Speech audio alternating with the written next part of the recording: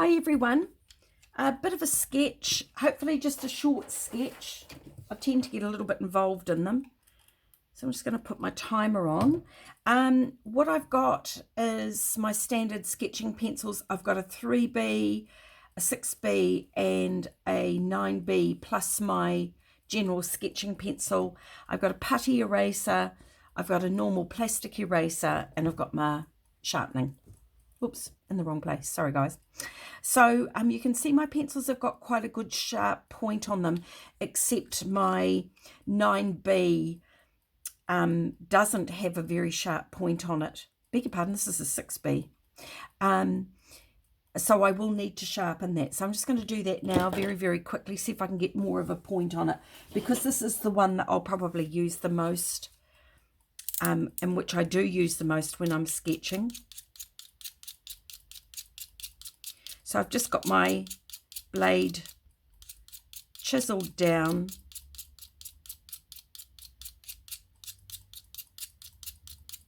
Cool, that's probably enough. Okay, so this is what I'm sketching.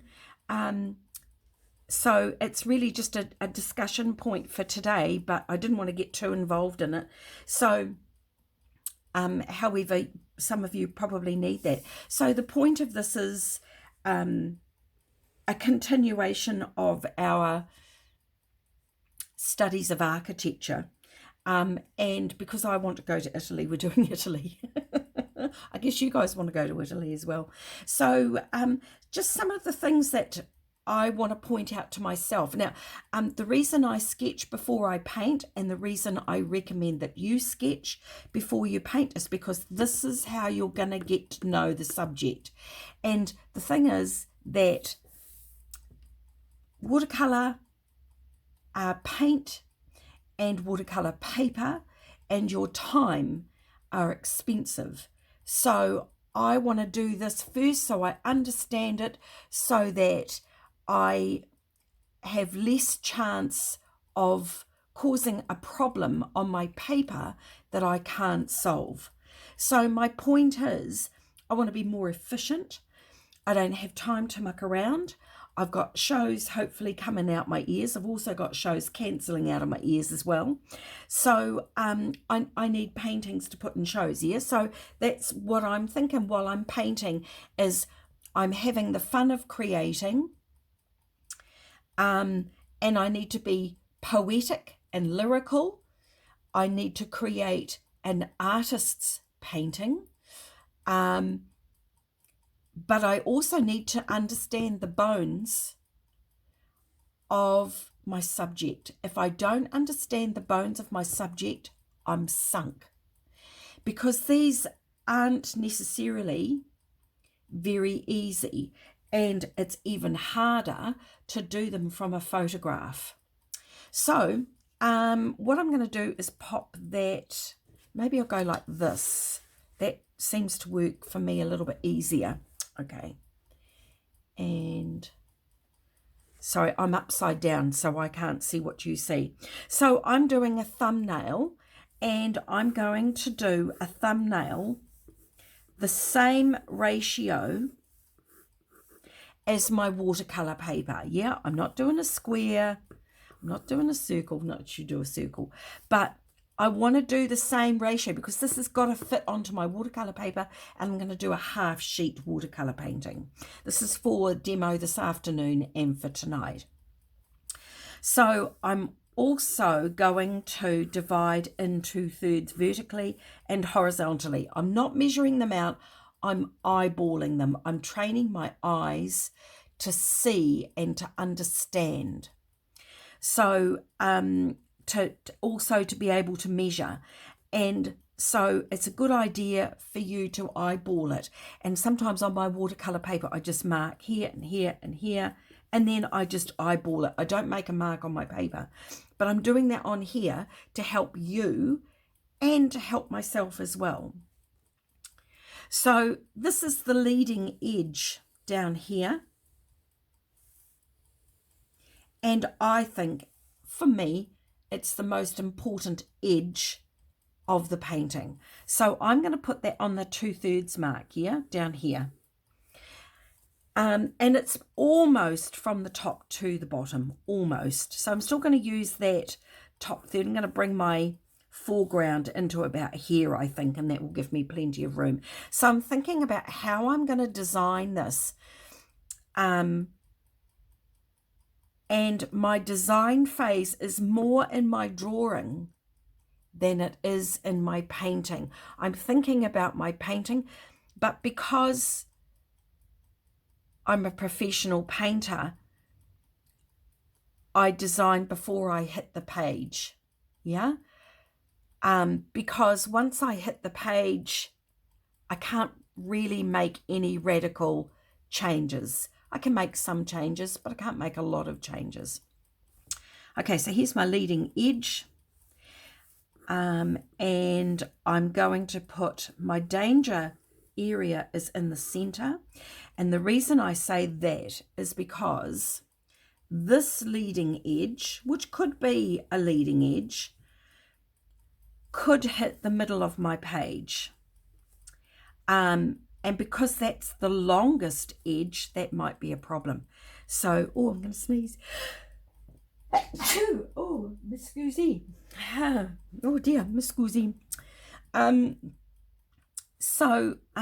Do I want to do that? I don't know.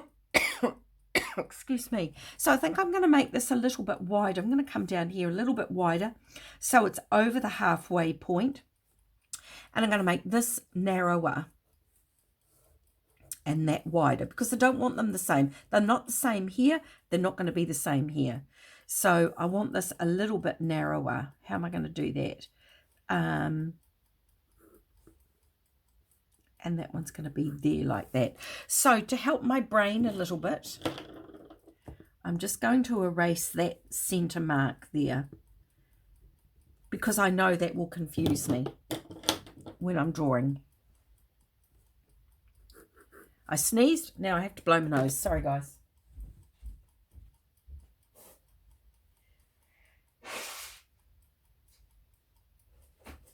Oh, just about out of tissues.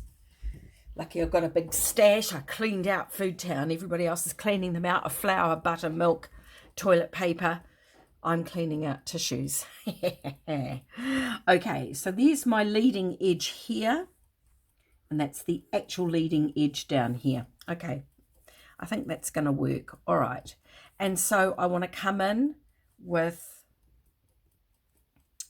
some other marks as well. So I need to measure that angle there. Just doing it with my pencil. I don't get a ruler out because I'm way too lazy for that.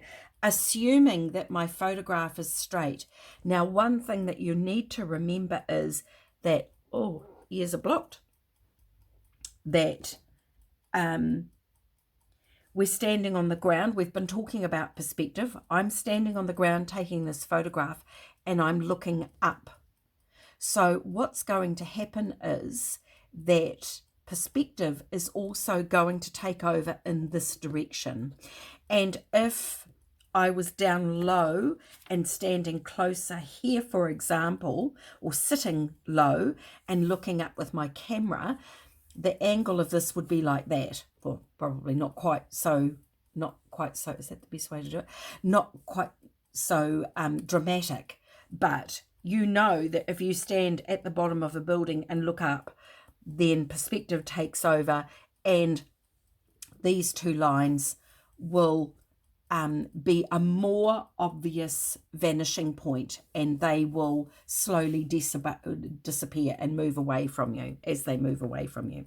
So the same as anywhere. So there's no way you're going to get a straight photograph. Yeah, it's almost virtually impossible unless you're taking a photograph of just like an area like this. Yeah, but I'm looking up. I've got a vertical portrait photograph. Okay, so I need that roof line in as well, and I think that I'm going to put it in there, just following the line of my pencil. I need this one as well. This is the dangerous one because it's not a flat roof. That will do. Just measure it again. Measure twice, cut once. A little bit out of kilter, like that. Okay, that'll do. and then this one as well. Is that going to, oh yeah, okay, I can get that to work, look. So I haven't moved my pencil. I'm not moving my pencil and coming over like that. Yeah. I'm coming straight over.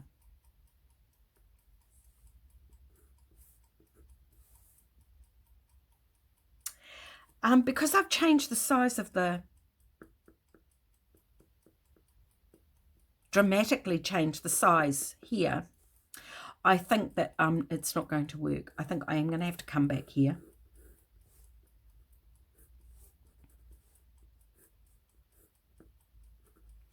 Are they too close? Are they too much the same? Just measuring. They are different. So I will bring this one in a little bit. Okay, now I'm just going to erase some of those marks that are going to cause me a problem. And you may remember that in the past I've said you don't use an eraser. There are times when you must. And this is, for me, this is one of them. And you'll learn your own times of when you should erase and when you don't need to worry. Okay, so there's that roof line. And it's coming right into here. Oh, crooked as. Dear me. Ha ha ha. Okay. And then in that tail could probably be taller. Or could that be lower? I think I'm going to make this a little bit lower.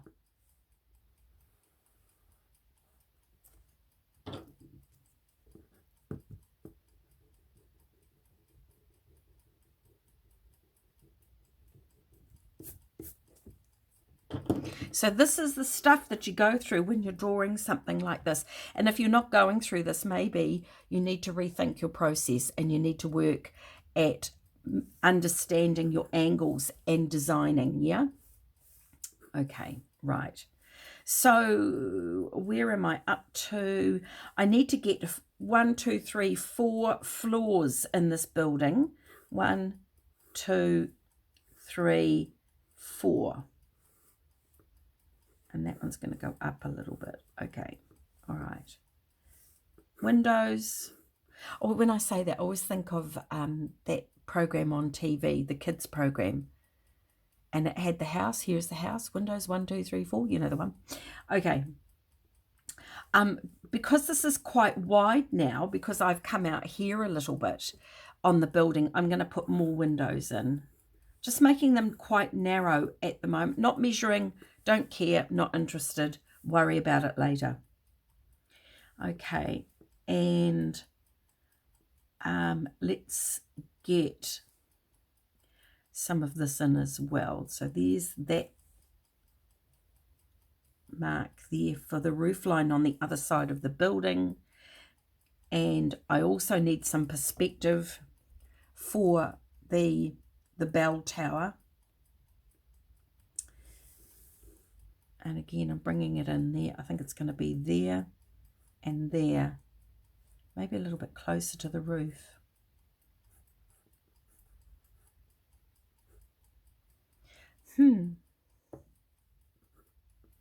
Where have I gone wrong?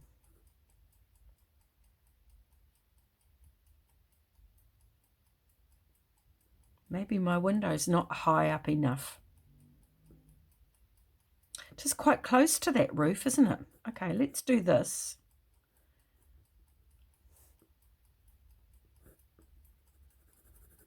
Give it a bit of a value.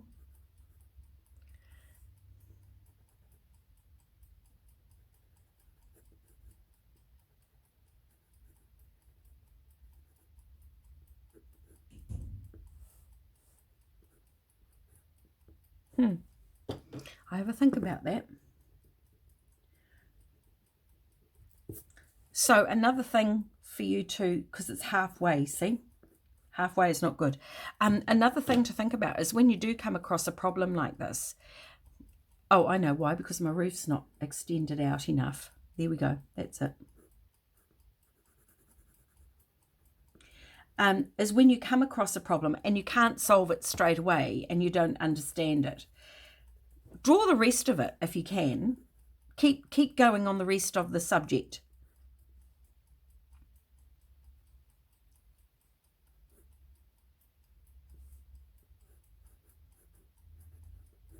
It's better. Okay, right. Okay, so I need to get the rest of this in. Now, because I've come over to 2/3, I haven't left very much, oopsie, for this, yeah? So I'm having to redesign it.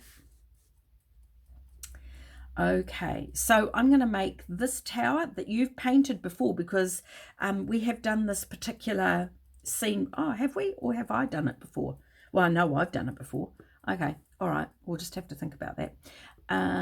So I'm going to make everything a little bit narrower down here, and hopefully I can fill a lot of this in. So that perspective line comes up to there, and this street comes down there, and then goes along there, following that same line of perspective.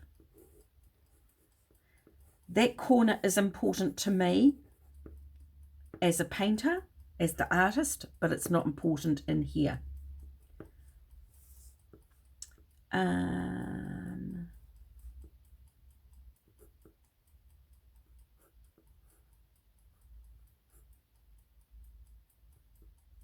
Too steep.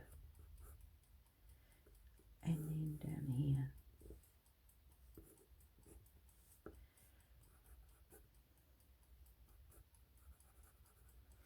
So one of the key things that I'm thinking of down here is that none of these are the same width as any of the others. They're all different.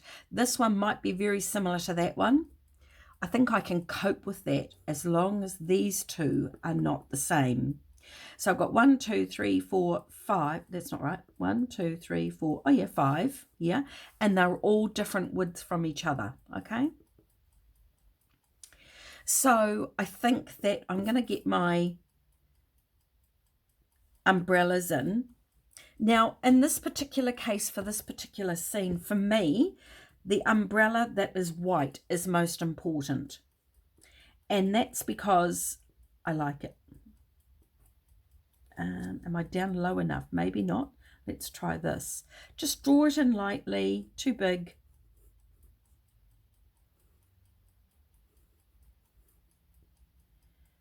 Again, following rules of perspective.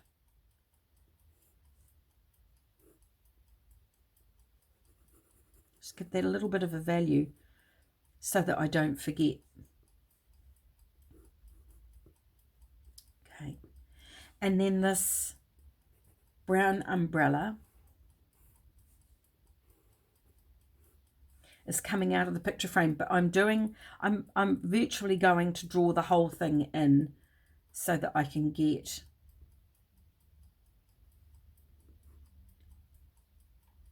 oh, that's almost vertical, look. And look how curved it is. Is that going to work? I think it's too big. Let's get rid of some of it.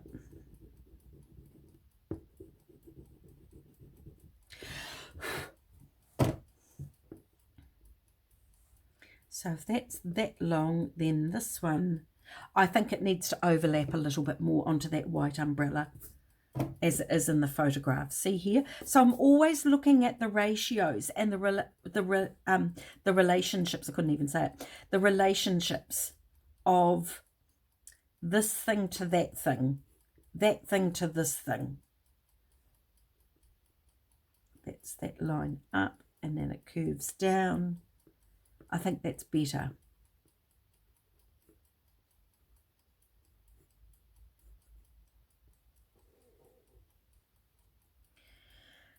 Okay. And then I need a little bit of darker underneath for the underside of that umbrella. And there's the prop that's going to hold it up. They might be a little bit low. That still might be a little bit big. But you know what? Sometimes we don't end up with, in actual fact, I'm going to change that. We are never going to end up with an exact replication of this by drawing it manually. You might if you trace it. As learners, I think tracing is going to cause you a problem. So do consider always drawing, and keep drawing until you get it, and understand until you get it. So this is all about understanding values. It's understanding relationships. What's the size of this compared to that? What's the shape of this? What's the height of that compared to this? Why does this stand out from that? It's probably a value that's going to be different. So I'm also going to suggest to you that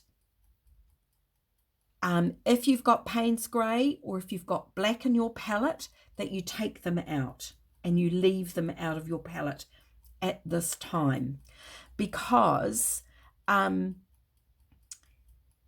as you can see in this photograph, there are no black outlines around anything in this subject. There are shadows, definitely, but there are no black outlines around anything.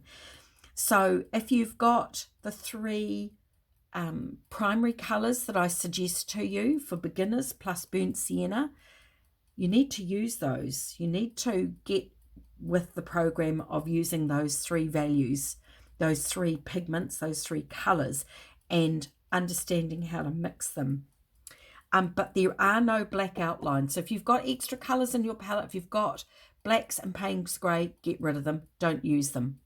Okay, so I'm talking about relationships. So I'm talking about, for example, this block wall here, and the value of it is almost a mid-value, and it's right next to this darker value of this wall that's in shadow, and this darker wall makes that stand out. And it's understanding those kinds of relationships and those differences in value. What makes this stand out from that? It's this value. It's not a line. So, okay, let's keep going. Right, windows. I've got my umbrellas. I think this is still too big. But I'm going to run with it anyway, and just see what happens, because that's too low. That's definitely too big. Okay. I don't want to muck around with this for too long. I want you guys to understand.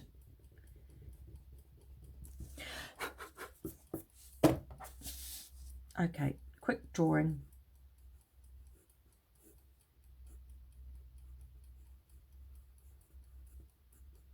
It's a little bit better. Tables. You'll notice that you can't see very much of the tabletops under the umbrella. Not very much of them at all.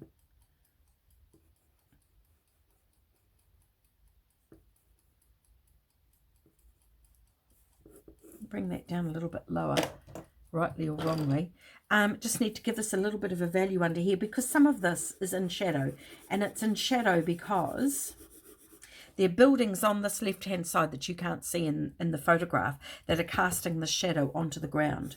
The other thing that I want you to notice, and you can clearly see it in this photograph, is that this shadow line is quite a hard edge, but this one is quite soft. And that tells me that this, whatever's casting this, is closer, and this soft edge shadow is further away. And it's very important for you to understand how shadows work and what they do. Whether you use it or not, it's another thing right now, but it's important to understand it. Okay, so I'm just going to get a little bit of a value over a lot of stuff down here. Very light value to start with over a lot of stuff.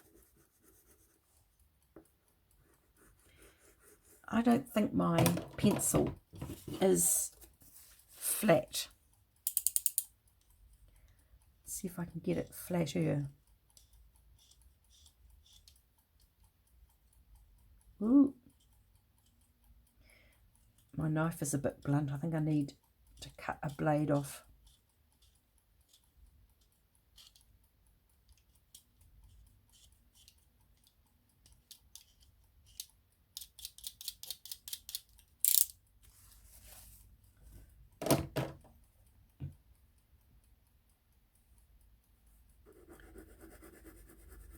That's easier. Okay, and the shadow comes right out here.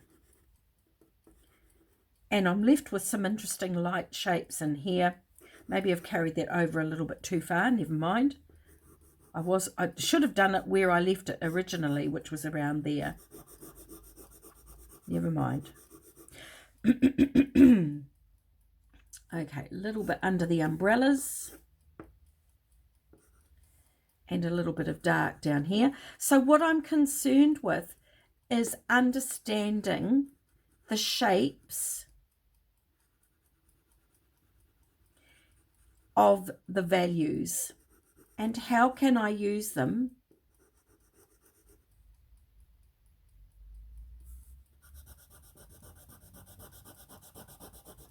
to just get that flat.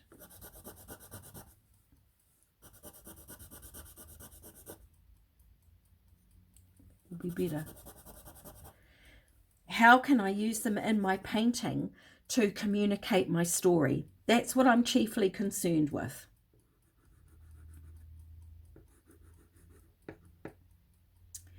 Okay, so that value is a little bit darker than the front. So the front's being hit squarely by light.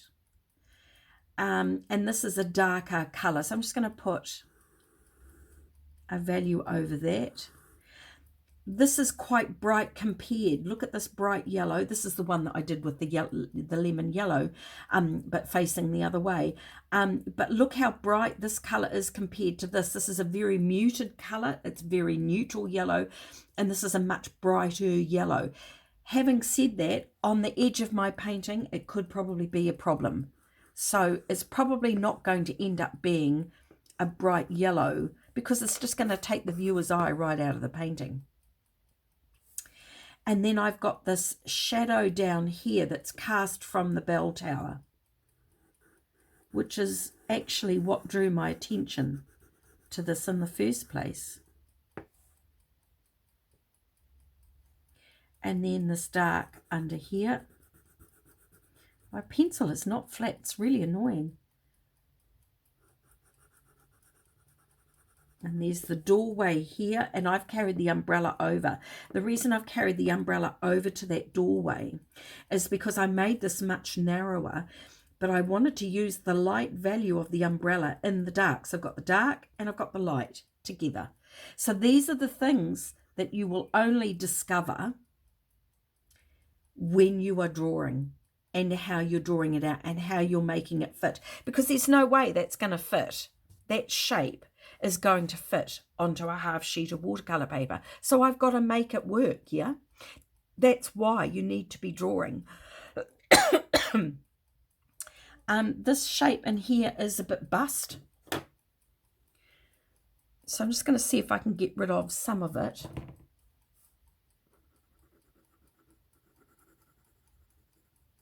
At that top edge. So I'm just using a putty eraser.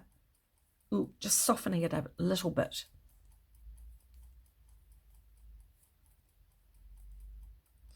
And then making a weird shape so I can slip in there and just get that light. And then maybe I need these as well.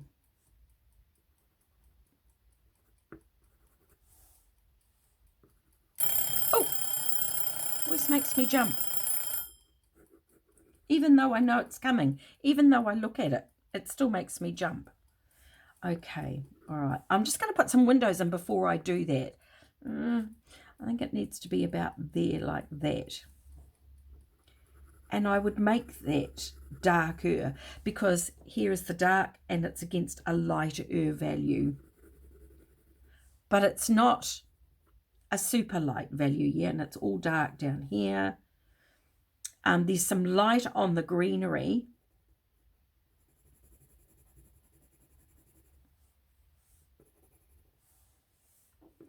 And then there's the doorway in here. How can I fit that in?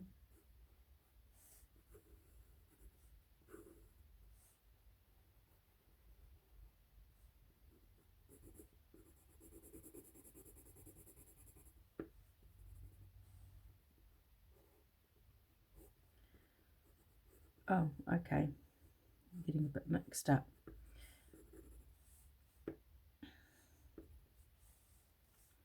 And windows. Oh, okay. Got my perspective out of kilter. I've got my perspective out of kilter because I need more floors in the window. 1, 2, 3, 4, whatever. Okay, 1, 2, 3. That'll do me. Okay, just for the quick sketch, this will be okay for now. And I could put some shutters in, quite narrow, just in a few of the windows, not all of them. That one's not going to work. That one will work there though. And then that little dark window in here that that's got to be my favorite window. I don't know why. I think because the first time I painted it, that window's much smaller, and I did, and it's quite dark inside because it's got no glazing in it. And I did the bars across. The bars worked really well. And so it's become my favourite window in Luca. And it's quite small as well compared to the others. Okay, you can put the bricks and the blocks in if you want to. But that's the bones of the building, yeah? No detail needed. It's not the kind of drawing you can put the detail in. Can if you want to later, but you might want to do a bigger one. So even over this, you want a value. I just scrub them in real quick. And a little bit of a dark under that of the window. And a shadow. This needs to be much darker. I'm just at a funny angle while I'm drawing. If I was here by myself, I'd be turning it around all over the place and doing it. Okay. So from here, I'm thinking, okay, what colours am I going to use? And for me, I think it's probably, I'm going to keep it local colour. Yeah. In other words, the colour that is there already. So yellow ochre for the buildings. I may dump in a little bit of that lemon yellow. And maybe a little bit of raw sienna, not too much. And it also needs dirt. And for me, dirt comes from adding in maybe a very, very light value violet, a cool violet, to dirty it up a little bit. Now, it's got this white umbrella, but I do think that it's got yellow, it's got orange, green. So it's definitely going to need violet. So I'm thinking about violet shadows. But when I say violet shadows, I'm thinking about not pretty shadows. I'm thinking about an earthy violet. And for me, I mix that with phthalo. I don't know how to spell it. Phthalo. I don't know how to spell it. P-H-T-H, phthalo blue, or French ultramarine, plus alizarin, plus a tiny amount of burnt sienna. Whoopsie, can't spell that either. Oh, out of the picture. Woohoo! So I think that would be how I would mix that. And I would use maybe the raw sienna and the phthalo blue to mix my greens. For my shutters and some of the greenery perhaps. Maybe a little bit of quinacridone gold as well. If you haven't got quinacridone gold, new gamboge.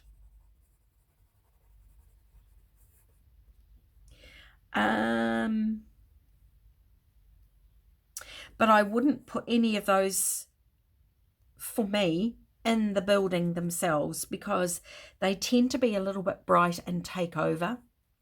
And really, let's have a think about what our story might be. Oh, look, there's a little bit of phthalo blue on the signs, look.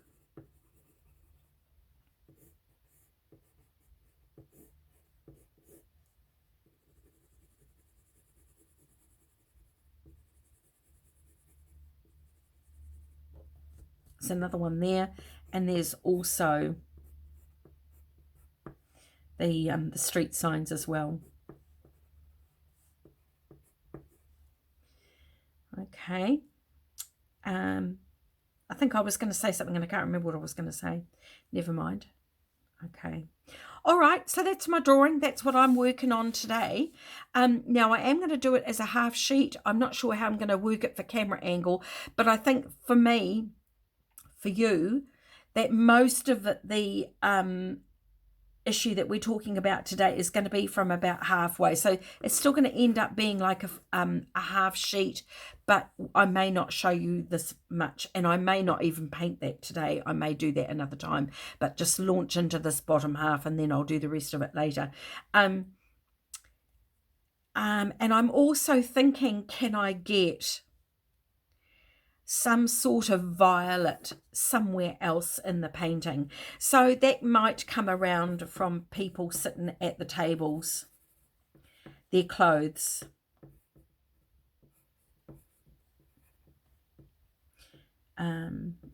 At a table, yeah. So maybe that's where that violet is going to come in. Whenever I see that burnt sienna, I want violet as well. And I think it's just a natural response for me that I like that secondary palette, but you know all about that. Okay, so that's what we're working on today. And I will load this up, a link to this. Not quite sure how to get that to work, but I'll do that today at some point. Talk to you soon. No editing, sorry, so my sneezes and coughs are in. Talk to you soon. Bye.